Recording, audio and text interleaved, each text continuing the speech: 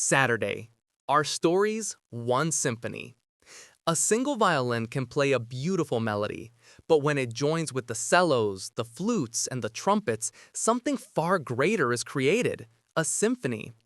Our individual stories of God's grace are beautiful on their own, but what happens when we bring them together?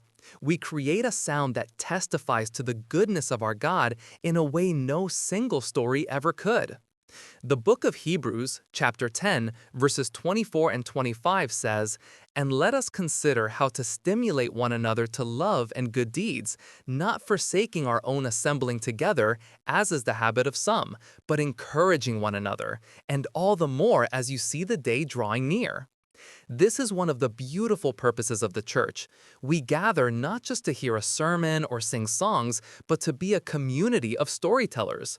When we assemble, we bring our testimonies of grace, of healing, of provision, of forgiveness.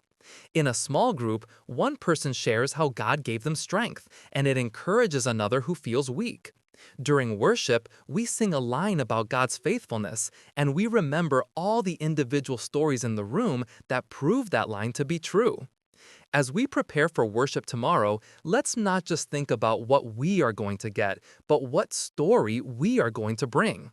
Your presence, your story, your testimony, seen or unseen, is a vital instrument in the symphony of praise our church will offer to God. You are part of a chorus of witnesses, and your voice matters. So let's reflect on this. What story of God's faithfulness from this past week are you bringing with you to church tomorrow? How can you be intentional about encouraging one another with your story, even in a small way? And maybe you can pray for one person in your church by name, asking God to encourage them through the collective stories and worship of your congregation tomorrow. As you prepare to pray, thank God for the gift of the church, a place where our many small stories come together to tell one great story of His amazing love.